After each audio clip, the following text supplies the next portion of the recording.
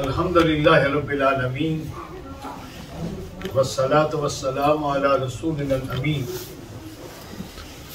اما بعد اعوذ باللہ من الشیطان الرجیم بسم اللہ الرحمن الرحیم وَمَن يُطِعِ الرَّسُولَ فَقَدْ أَطَاعَ اللَّهَ صدق اللہ العلی العظیم۔ میرے انتہائی محترم بزرگوں، دوستوں اور بھائیوں،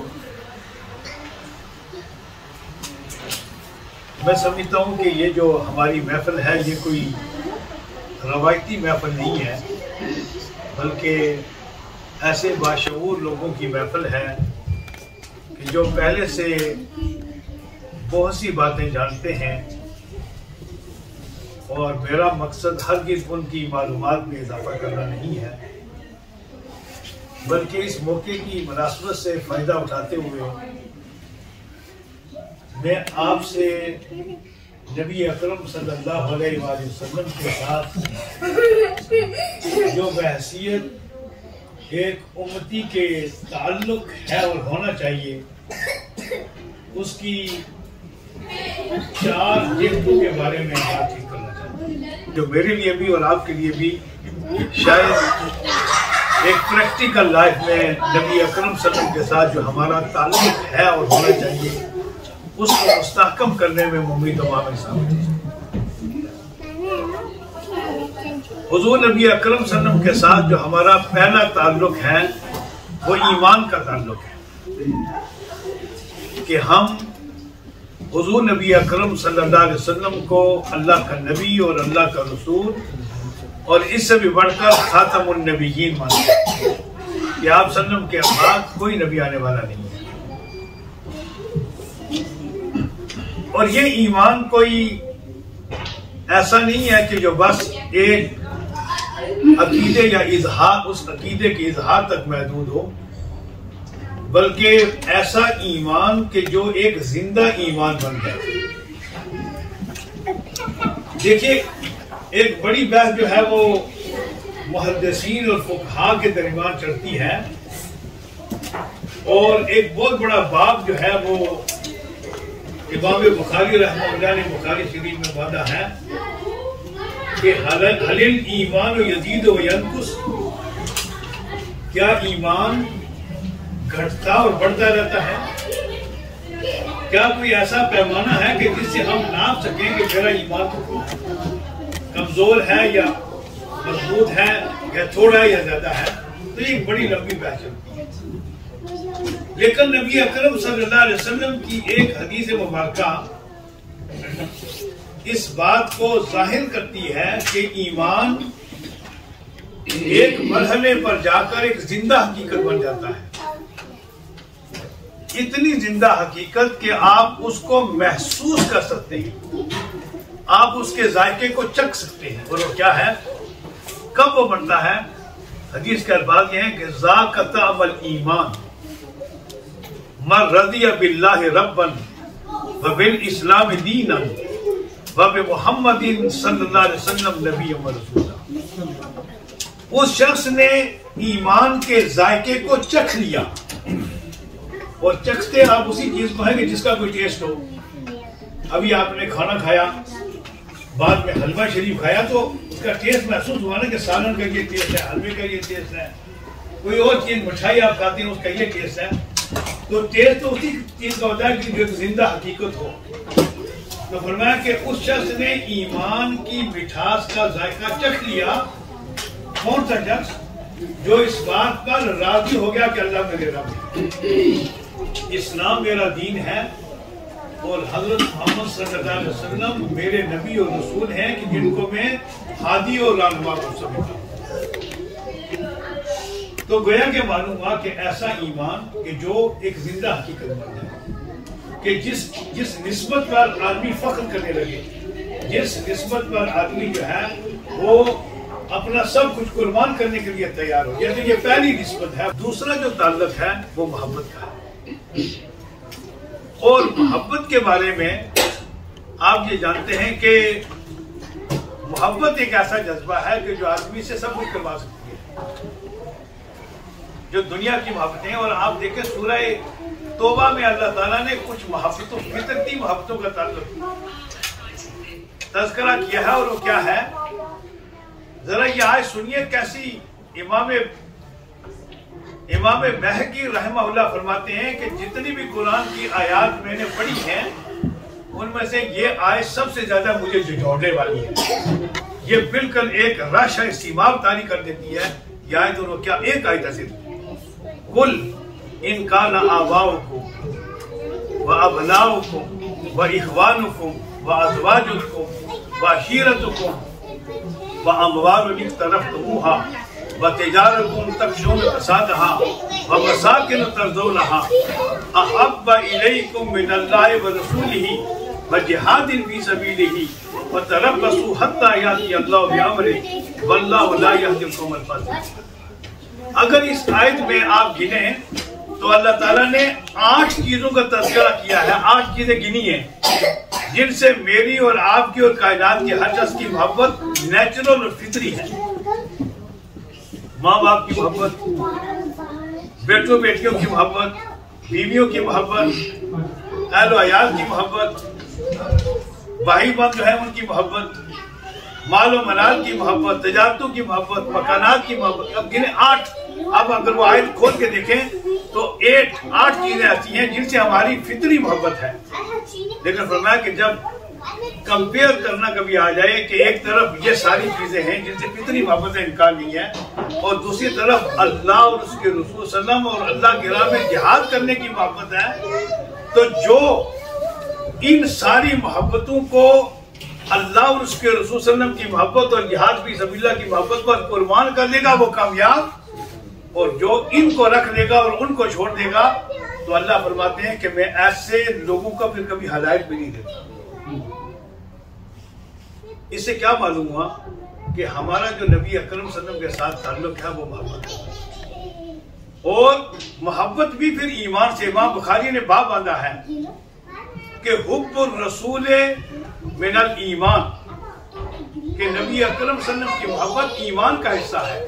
और इस बाब में जो हदीस नकल किया है वो हदीस है कि जो बड़ी मशहूर है कि ला युमिनु अहदुकुम हत्ता अकूना अहब्बा इलैहि मिन वालिदिही व वलदिही वन्नासि अजमईन, कि कोई शख्स तुम में से कामिल और ईमान नहीं हो सकता जब तक कि मैं मोहम्मद सल्लल्लाहु अलैहि वसल्लम, उसके वालिदैन, उसकी औलाद, हत्ता कि कायनात की हर चीज से ज्यादा प्यारा न हो। और यही बात हुजूर सल्लल्लाहु अलैहि वसल्लम ने हज़रत उमर रज़ियल्लाहु अन्हु से कहलवाई, और सहाबा की जो मोहब्बत थी वो यही मोहब्बत थी। आप देखें, जरा तसव्वुर करें, ये एक बंदा अरेस्ट हो गया है, अरेस्ट होकर उसके लिए ऐलान हो गया है कि कल तुझे तनईम के मैदान में फांसी पर लटकाया जाएगा। और ये कौन है? हज़रत ज़ैद बिन दरसिना रज़ियल्लाहु अन्हु, नबी अकरम सल्लल्लाहु अलैहि वसल्लम के सहाबी। और तारीख ने एक अजीब व गरीब मंजर दिखाया है कि हकीकी मोहब्बत क्या है, उसकी पावर क्या है। और क्या हुआ कि जब उनको तनईम के मैदान में ढाकर खड़ा कर दिया गया और पूरा मक्का उमड़ के आ गया कि ऐलान हुआ था कि बंदे को हमने फांसी चढ़ाना है, तो जब उनको बिल्कुल फांसी के सामने ले आए तो जरा देखें, आप तसव्वुर करें, गोश्त मोश्त के हमारी तरह बने हुए थे, वो सामने नजर आ रही है। तो सबसे कहा कि तुम्हारी जिंदगी को कोई तमन्ना है तो हम पूरी कर देते हैं। तो उन्होंने कहा कि मेरी जिंदगी की तमन्ना यह है कि मैं मौत की आगोश में जाने से पहले पहले अल्लाह की हुजूर में अपना सर झुका लूं। और कहते हैं कि उन्होंने जल्द इजाजत मिली तो जल्दी जल्दी 2 रकअतें पढ़ी, और पढ़ने के बाद कहा, ये जुमला कहा वो तारीख ने लिख लिया। जुमला ये कहा कि आज अल्लाह की हुजूर आखिरी सजदा करने में जो मजा है वो जिंदगी में कभी मजा नहीं है। साथ ही दूसरी बात ये कही कि मैंने जल्दी जल्दी नमाज इसलिए पढ़ी है, मजा बड़ा आ रहा था इसलिए पढ़ी है कि तुम कहीं ये ना सोचो कि मौत से डर गया है। जब बिल्कुल वहां फांसी पर बिल्कुल यूं समझिए कि लटका दिए गए या करीब बिल्कुल लटकाने के लगे, तो वहां से एक दुश्मन खुदा रसूल ने कहा कि आज तुम्हारे दिल में ये ख्याल तो आया होगा ना कि मैं बच जाऊं और मेरी जगह मोहम्मद को यहाँ पकड़कर जो है वो सूली पर लटका दिया जाए।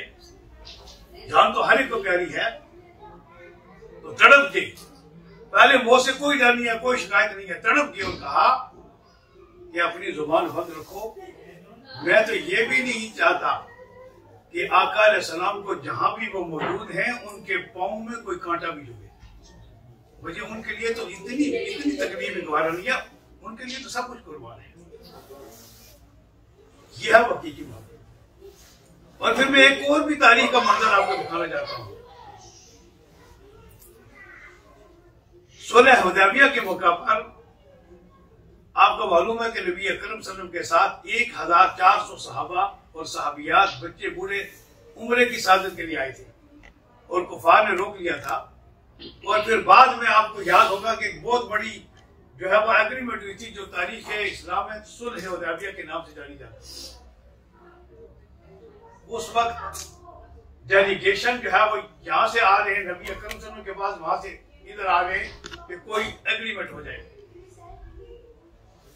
कुफार ने अपनी जानिब से एक अपने मंजे हुए सियासतदान को और मंजे हुए ज़ीरक शख्स को, जो इंटरनेशनली उनका नुमाइंदा होता था, रूम और ईरान के दरबारों में जाता था उनका नुमाइंदा बनकर, उसको भेजा कि ये टोक बड़ी अच्छी करेगा। उसका नाम है उर्वा बिन मसूद सकफी। वो आया और आकर उसने ऑब्जर्वेशन की और फिर उसने बात करके वापस गया तो आगे बड़े बड़े इंतजार कर रहे थे। उन्होंने कहा क्या खबर लाए हो? उसने कहा खबर तो मैं बाद में बताऊंगा, मैं तुम्हें एक मशवरा देना चाहता हूँ। मशवरा तो मैं ये देना चाहता हूँ अपने तजर्बे की बुनियाद पर, अपनी तालीम की बुनियाद पर, अपनी ऑब्जर्वेशन की बुनियाद पर, जो मैं देख आया हूँ जिंदा ग्राउंड रियलिटी, उसकी बुनियाद पर मैं तुम्हें ये कहना चाहता हूँ कि तुम मोहम्मद सल्लल्लाहु अलैहि वसल्लम का मुकाबला करने की ताकत नहीं रखती, इसलिए कि जो मंजर मैंने उनकी महफिल में देखा है, बखुदा मैंने रूम और ईरान के दरबारों में भी नहीं देखा। कि वहां तो मंजर यह है कि सारे के सारे अदब और इकराम से यूं झुके बैठे हैं। आप सल्लम बोलते हैं, कोई हुक्म देते हैं तो हर एक दौड़ के कोशिश करता है मैं सबसे आगे बढ़कर उसको बजा लाऊं, और कोई उनके दरबार में उनकी आवाज से नहीं बोलता, मबादा कहीं उसके आवाज जाए ना हो जाए। और इससे भी बढ़कर जो आखिरी मंजर मैंने देखा वो ये था कि जब वो इसी दौरान नमाज के लिए वुजू करने के लिए उठे तो उनके जिस्म अतहर से जो जो पानी टच होकर हाथों से, बाजुओं से, चेहरे से जमीन पर गिरने लगता था, ये पहले उठाकर उसे अपने चेहरे पर और अपने बाजू पर। कुरैश के लोगों, ये जहां तुम बैठे हो यहाँ उसका इक़्तिदार होगा, इसलिए कि उस पर जान निछावर करने वाले साथी मोहब्बत करने वाले हैं। अगर वो जीत गया तो तुम्हारी जीत होगी, और इस बात का कोई इम्कान नहीं है कि वो हार जाए। ये कौन गवाही दे रहा है कि जो अभी मुसलमान नहीं हुआ? ये मोहब्बत है। और फिर यही नहीं, आप जरा देखें ग़ज़वा उहद के मौका पर जो बरकत तारीख है इंसानी ने देखे, वो बड़े मार को क्या बात होते भी हुज़ूर सलाम पर कुर्बान हो रही है। एक सहाबी का ये कहना है कि जब तीरों की बारिश हो रही थी और हमारे पास कोई ढाल नहीं थी, तो क्या मैंने देखा कि सहाबा अपने हाथ ऐसे कर रहे, तीर आ रहे, तलवार आ रही है, हाथ कट रहे हैं, उंगलियां कट रही हैं, बाजू कट रहे हैं, और लोग कट कर कर हुजूर सलाम के कदमों में गिर रहे हैं, लेकिन कोई भी पीछे नहीं आता। एक सहाबिया जिनका नाम था अम्मारा रज़ियल्लाहु ताला अन्हा कहती है कि वो जब उनको पता चला कि हुजूर सलाम शहीद हो गए हैं, तो वो पीछे जख्मियों को पानी पिला रही थी, तलवार उठाई और चल पड़ी। कई दुश्मनों को वासिले जहन्नम किया और फिर जख्मी होकर गिर पड़ी। जब जख्मी होकर गिर पड़ी तो साहबा ने उनको उठाया कि पीछे ले जाए। उन्होंने कहा नहीं, पीछे मत ले जाओ, मुझे हुजूर सलाम के पास ले चलो, बस मैं हुजूर सलाम के चेहरे अनवर की ज़ियारत करने के बाद वो की आगोश में चला। ऐसा ही हुआ। जान आफरी के सुकून हुई, तो मरहला ये था कि जिस्म का कोई हिस्सा ऐसा नहीं था कि जहाँ जख्म ना हो पूरे आज़ा। لیکن خوش ہیں کہ کامیابی تو مل گئی ہے۔ یہ ہے وہ محبت کہ جو تعلق ہے حضور علیہ السلام سے۔ دیکھیں کہ کیا ہمارے دل میں، میرے دل میں، آپ کے دل میں، اس امت کے دل میں وہ محبت اور مطلب موجود ہے کہ حضور علیہ السلام کا نام آئے، آپ صلی اللہ علیہ وسلم کی حدیث مبارک آئے، آپ صلی اللہ علیہ وسلم کا فرمان آئے تو ہماری نگاہیں جھک جائیں۔ ہمارا اور قرآن نے کیا کہا؟ وَيُسَلِّمُوا تَسْلِيمًا، کہ صرف زبان سے نہیں، عمل سے نہیں، بلکہ دل سے بھی مان لیں۔ اس لیے تیسرا تعلق کیا ہے؟ اطاعت کا۔ پہلا تعلق ایمان کا، دوسرا تعلق محبت کا، اور تیسرا تعلق اطاعت کا۔ اس لیے کہ محبت تو کھوٹی ہے۔ بڑے شاعر بیٹھے ہیں تو شعر تو پھر بولنا ہی پڑے گا نا۔ اس نے کیا کہا؟ اس منہ سے کہتا ہے اپنے آپ کو عشق باز، اے روسیا تجھے تو یہ بھی نہ ہو سکا۔ کتنے بڑے بڑے دعوے ہیں، دعوے تو کتنے بڑے بڑے ہیں کہ میں عاشق رسول ہوں، لیکن کیا حضور علیہ السلام کا کوئی حکم آ جائے اور وہاں تو معاملہ یہ ہے کہ وَمَا كَانَ لِمُؤْمِنٍ وَلَا مُؤْمِنَةٍ اِذَا قَضَى اللَّهُ وَرَسُولُهُ أَمْرًا أَن يَكُونَ لَهُمُ الْخِيَارَةُ۔ کسی مومن مرد اور کسی مومن عورت کے لیے جائز نہیں ہے کہ جب اللہ اس کے رسول صلی اللہ علیہ وسلم کا کوئی حکم آ جائے تو وہ کہیں کہ میرا بھی کوئی اختیار ہے۔ ہمارا اختیار تو پھر سرنڈر ہو جاتا ہے اللہ اور اس کے رسول صلی اللہ علیہ وسلم کے سامنے۔ آپ ذرا تصور کریں، آپ خود بڑے سیرت اور بڑے دانا اور بڑے پڑھے لکھے ہیں، آپ کو معلوم ہے اور آپ اس حقیقت سے، اس فیکٹ سے مل کر لگا ہے کہ آدمی کو کچھ عادتیں پڑ جائیں بچپن سے ہی تو وہ چھوڑتی نہیں ہے۔ سیانے یہ کہتے ہیں کہ اگر کسی شخص کے بارے میں، اس کی پکی ہوئی کسی عادت کے بارے میں کوئی آدمی آ کر کہے کہ یہ فلاں بندے نے یہ عادت چھوڑ دیا ہے، تو سوچو کہ شاید ٹھیک بھی کہا ہوگا، شاید نہ بھی ٹھیک کہا ہوگا۔ لیکن اگر کوئی آدمی یہ کہے کہ فلاں جگہ سے پہاڑ اپنی جگہ سے ہل گیا، مان لو ہل گیا ہوگا، یعنی یہ انسان کے آتے ہیں جو پک جائے وہ آسانی سے چھوڑتی نہیں ہے۔ اور یہ عربوں کا معاشرہ کیا تھا؟ الکوہلک معاشرہ تھا، ایسا معاشرہ کہ جس کی ہر محفل میں شراب پی جاتی تھی، پلائی جاتی تھی۔ اسی لیے اللہ میاں نے فوراً حرام نہیں کی، 3 مرحلوں میں جا کر اللہ تعالیٰ نے اس کو حرام کیا۔ لیکن آپ ذرا تصور کریں جب فائنل حکم نازل ہوا، یا ایھا الذین آمنوا انما الخمر والمیسر والانصاب والازلام رجس من عمل الشیطان فاجتنبوہ۔ اللہ نے شراب حرام کر دی، یہ شیطان کی گندگی ہے، چھوڑ دو۔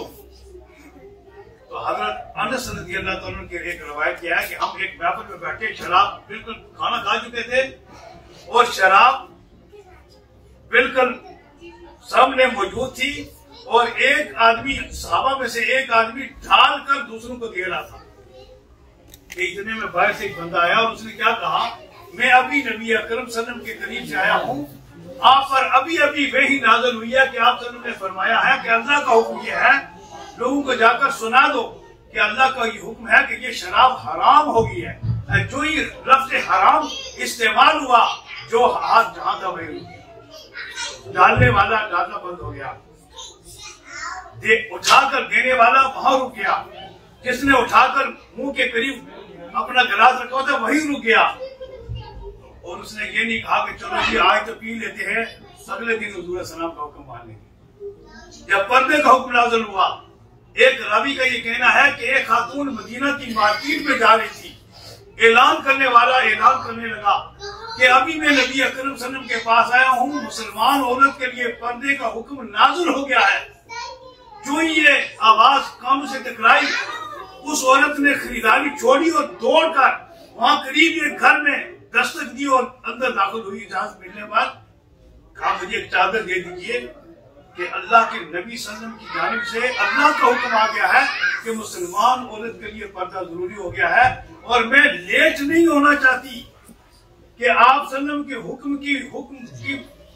حکم کی فرمانی کو ماننے میں مجھے تاخیر نہ ہو جائے، میں گنہگار ہو جاؤں۔ اب ذرا تصور کیجیے کتنی صبح و شام اللہ اور اس کے رسول صلی اللہ علیہ وسلم کے احکامات ہمارے سامنے آتے ہیں، نبی اکرم صلی اللہ علیہ وسلم کی حدیث سامنے آتی ہے، کتنی اس امت کو جو ہے وہ فکر ہے۔ ایک جو ہے نا آپ دیکھیں بڑے بڑے کیک بنا کر لوگ جو ہے وہ हुजूर सलाम के मिलाद के जो है वो तस्लीम कर रहे हैं, बड़ी बड़ी नातें हो रही हैं।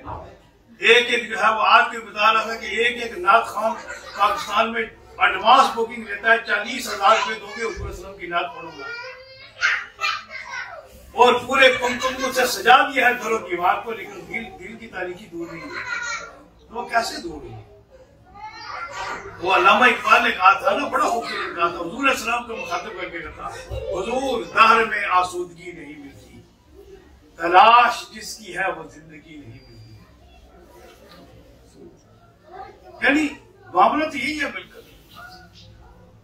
हजारों लाला गुल है गुलजार हस्ती में, वफा की बू हो जिसमें वो कली नहीं।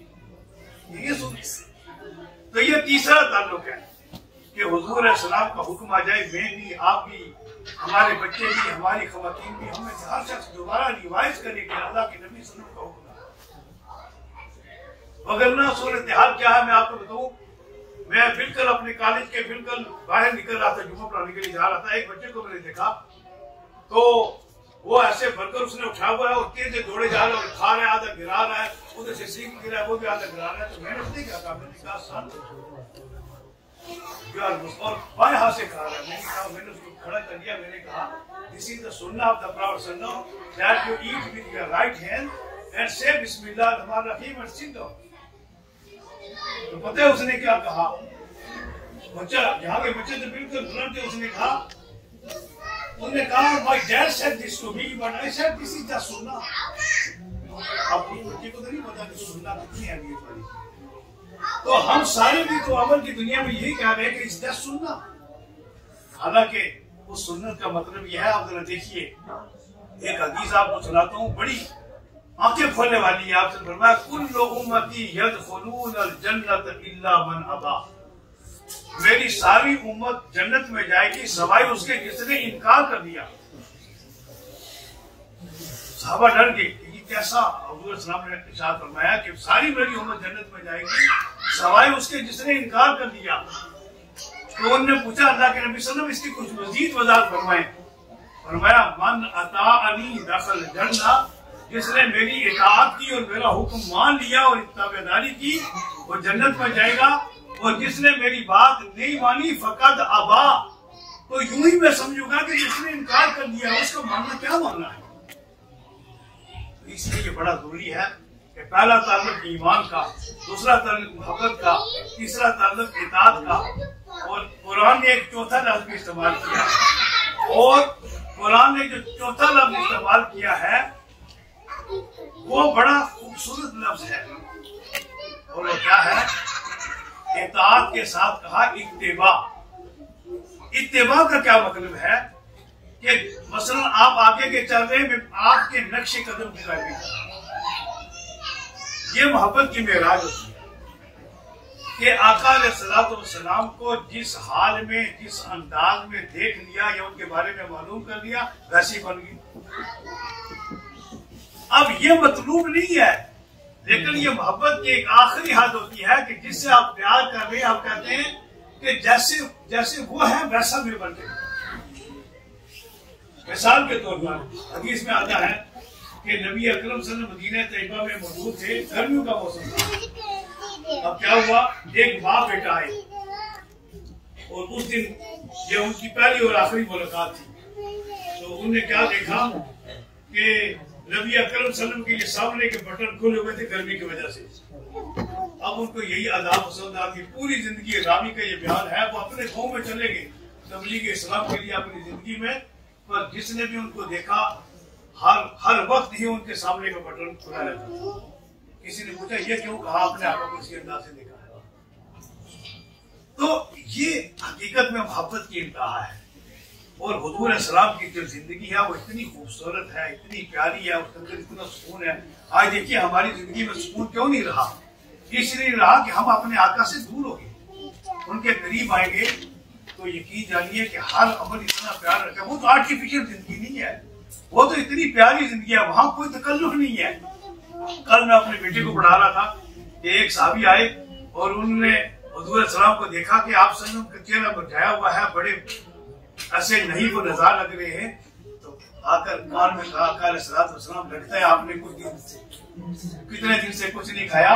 تو میری بیوی نے کہا ہے کہ ہمارے یہاں تھوڑا سا کھانا ہے, آپ ہمارے پاس ساتھ چلیں. تو ایسے کان میں وسپر کیا, سرگوشی کی. تو حضور علیہ الصلوۃ والسلام نے فوراً اعلان کر دیا فلاں صحابی جو ہیں ان کے گھر ہماری دعوت ہے, وہ سارے چلتے ہیں. اب یہ صحابی دوڑ کر اپنے گھر پہنچے. پہلے بیوی کو کہا 500-600 بندہ آ رہا ہے, تو کھانا تو 100 بندوں کا ہے. تو بیوی بھی ایمان والی تھی, انہوں نے کہا آپ پریشان نہ ہوں, جو بنا رہے ہیں ان کی برکت سے اللہ خود ہی انتظام کر لے گا. اور کوئی تکلف نہیں ہوا. آقا علیہ السلام بھی آ کر وہیں زمین پر بیٹھ گئے, صحابہ بھی بیٹھ گئے. آپ نے فرمایا اللہ کا نام لے کر بس دینا شروع کرو. صحابی کا یہ کہنا ہے سارے اس مجمع نے کھایا, ہم گھر والوں نے بھی کھایا, پھر آپ نے فرمایا محلے والوں کو بھی دے دو, ان کو بھی دے دیا, اور پھر اس کے بعد بھی اپنے گھر میں ابھی بھی کھانا بچا ہوا ہے. یہ کیسی زندگی ہے, یہ تکلف سے ماورا زندگی ہے. آج دیکھیے ہماری زندگی کیوں مشکل ہو گئی ہے. مولوی صاحب کو بنانا ہے تو 1000 دفعہ سوچنا ہوگا کہ پتہ نہیں مولوی صاحب کو دال کھلائی تو پسند نہیں کریں گے, کوئی بول کے مسلم ہوگا تو پھر ہی کام چلے گا. برتن کیسے ہونے چاہیے, تکلفات, زندگی اتنی مشکل کر دی ہے. حالانکہ نبی اکرم صلی اللہ علیہ وسلم نے اتنی کھردری, اتنی مشکل اور اتنی ایسی, حضرت عائشہ رضی اللہ تعالی عنہا حضور علیہ السلام کی وفات کے بعد پہلی مرتبہ کسی نے آ کر ان کے سامنے گوشت پیش کیا, واپس کر دیا. کہا میں کیسے کھا سکتی ہوں, جبکہ آقا علیہ السلام کی پوری زندگی اس حال میں گزری ہے کہ آپ کو 2 وقت کی جو کی روٹی بھی پیٹ بھر کر نصیب نہیں ہوئی. ہم کیسے عاشق ہیں کہ زندگی انجوائے کر رہے ہیں, زندگی ایسی لگژری ہے, ہر چیز میسر ہے, اور پھر بھی شکر کا کوئی کلمہ ہماری زبان سے نہ نکلے. وہاں تو صورتحال یہ ہے کہ کئی دن فاقے پڑھ رہے ہیں. حضرت بلال کا یہ کہنا ہے کہ قسم ہے خدائے برحق کی کہ مجھ پر اور آقا علیہ الصلوۃ والسلام پر 28 دن ایسے گزرے کہ ہمارے پاس کھانے کو کچھ نہیں تھا سوائے ان رتی کھجوروں کے جو میں اپنی جیب میں ڈال دیتا تھا. اور جب بھی بھوک لگتی تھی آقا علیہ السلام فرماتے تھے بلال نکالو, ایک میں کھا لیتا تھا, ایک آقا علیہ السلام کھا لیتے تھے. پانی کا ایک کٹورا وہ پی لیتے تھے, پانی کا کٹورا ایک میں پی لیتے تھے. اور یہ کون سی ہستی ہیں. ایک دفعہ ارشاد فرمایا میرے اللہ نے مجھے فرمایا ہے کہ اب محمد اگر آپ چاہیں تو یہ سلسلہ ہائے کوہ احد کو, میں ایک احد پہاڑ نہیں کہہ رہا, میں کیا ہوں وہاں جا کے میں نے نظارہ کیا, میں نے اس حدیث کو سمجھنے کی کوشش کی. آپ نے فرمایا صلی اللہ علیہ وسلم اللہ نے مجھے اختیار دیا کہ آپ فرمائیں تو میں اس سلسلہ ہائے کوہ احد کو, سارے احد پہاڑ کے پہاڑوں کو آپ کے لیے سونا بنا دوں, آپ کے قدموں میں ڈھیر کر دوں. اور فرمایا میں نے کہا میرے اللہ مجھے یہ نہیں چاہیے, میں یہ چاہتا ہوں کہ ایک دن تو مجھے کھانے کو دے تو میں کھا کر تیرا شکر ادا کروں, اس سے میں تجھے راضی کر دوں, اور ایک دن تو مجھے کھانے کو نہ دے تو میں صبر کر کے تجھے کچھ کروں اور تجھے راضی کروں. یہ آقا علیہ السلام کی زندگی ہے. ایک صحابی آئے, آخری بات کرتا ہوں, ایک صحابی آئے اور انہوں نے ایک دعویٰ کیا, میں بھی دعویٰ کرتا ہوں آپ بھی کرتے ہیں, ایک صحابی کا دعویٰ ہے. یا میں غور کیا ان لفظوں پر, کئی دن میں سوچتا رہا, اس پر ریفلیکٹ کیا, اپنے آپ کو پیش کیا. میں نے کہا کچھ نہیں, حدیث کے الفاظ کیا تھے. صحابی نے کیا کہا, یا رسول اللہ انی ہو رسول, یہ اسٹیٹمنٹ ہے صحابی دے رہا ہے, اے اللہ کے نبی صلی اللہ علیہ وسلم میں آپ سے محبت کرتا ہوں, دعویٰ کیا. آپ سب نے آگے سے فرمایا اے آدمی سوچ تو کیا کہہ رہا ہے, think what you are seeing. اس آدمی کو یہ سمجھ آئی کہ شاید حضور علیہ السلام کو میرے دعوے میں کوئی شک گزرا ہے. اس نے سٹیٹمنٹ میں ایک لفظ کا اضافہ کیا, تو کیا تھا, یا رسول اللہ انی لا احبک, اے اللہ کے نبی صلی اللہ علیہ وسلم یہ بات یقینی ہے کہ میں آپ سے محبت کرتا ہوں. آپ سب نے فرمایا سوچو تم کیا کہہ رہے ہو, پھر یہی بات ہے. پھر اس نے قسم اٹھائی, یا رسول اللہ واللہ انی لا احبک, اے اللہ کے نبی صلی اللہ علیہ وسلم میں اللہ کی قسم اٹھا کر کہہ رہا ہوں کہ مجھے یقینی طور پر آپ سے محبت ہے. جب اس نے یہ بات کہہ دی تو پھر آپ صلی اللہ علیہ وسلم نے بھی آگے سے یہ بات کی، وہ بھی سننے کے قابل ہے. آپ نے فرمایا اے میری محبت کے دعوے دار، اب اس بات کے لیے تیار ہو جا کہ تیری زندگی میں فقر و فاقہ اور مصیبتیں اور پریشانیاں آئیں گی، اور اس طرح فقر و فاقہ تیری طرف آئے گا جس طرح بارش کا پانی ڈھلوان کی جانب جاتا ہے. اتنی تیزی کے ساتھ مصیبتیں اور پریشانیاں آئیں گی. اگر تو اس پر صبر کرنے والا بن گیا اور ڈٹ گیا اپنی ایمان اور یقین اور محبت پر، تیرا بیڑا. یہ تھی ان کی محبت کہ اس محبت کو پھر جسٹیفائی کرنے کے لیے، ثابت کرنے کے لیے، اس کا مان رکھنے کے لیے پوری زندگی لگا دیتے تھے. پھر ان کے قدم پیچھے نہیں ہٹتے تھے. پھر تو وہ جملہ بھی تو تاریخی ہے کہ ایک صحابی میدان جنگ میں دشمنوں نے ان پر نیزہ مارا، اور نیزہ بھی کیسا شدید مارا کہ یہاں مارا اور وہ پیچھے کمر سے جا کر باہر نکلا اور خون کا ایک فوارہ اپنے ان کے سینے سے پھوٹا اور وہ زمین پر گر گئے. پتہ ہے ان کا آخری جملہ کیا تھا؟ فزت ورب الکعبہ، کعبہ کے رب کی قسم ہے تو کامیاب ہو گیا. کہ جس ایمان کا، جس محبت کا، جس اطاعت کا، جس اتباع کا میں نے دعویٰ دیا تھا، آج اے دل تمام نفع ہے سودائی عشق میں، اے دل تمام نفع ہے سودائی عشق میں، ایک جان کا زیاں ہے سو ایسا دیوانی. ایک جان تھی وہ قربان کر دی، اور پھر بھی حق تو یہ ہے کہ حق ادا کرنا. اس لیے یہ محفل بڑی روحانی ہے. تو میں اس میں صرف یہی ریمائنڈر دینا چاہتا ہوں اپنے آپ کو بھی اور آپ کو بھی کہ آئیے آقا علیہ السلام سے وابستہ ہو جائیے، ان کی تعلیمات سے وابستہ ہو جائیے اور ان کے پیغام کو لے کر نکلیے کہ وہ پیغام چھوڑ کر گئے میرے لیے اور آپ کے لیے کہ اس کے ایمبیسڈر ہم نے بننا ہے. اپنے محلے میں، اپنے دوستوں میں، اپنے رشتہ داروں میں، اپنے بچوں میں، اور یہی آپ کے لیے صدقہ جاریہ بن جائے گا. اور یہی حضور السلام کی بارگاہ میں کل کھڑے ہو کر یہ سارے کہیں گے کہ انہوں نے اپنی فکر بھی کی اور اپنے ہر شخص کی فکر کی. تو اللہ تعالیٰ اس کی توفیق عطا فرمائے.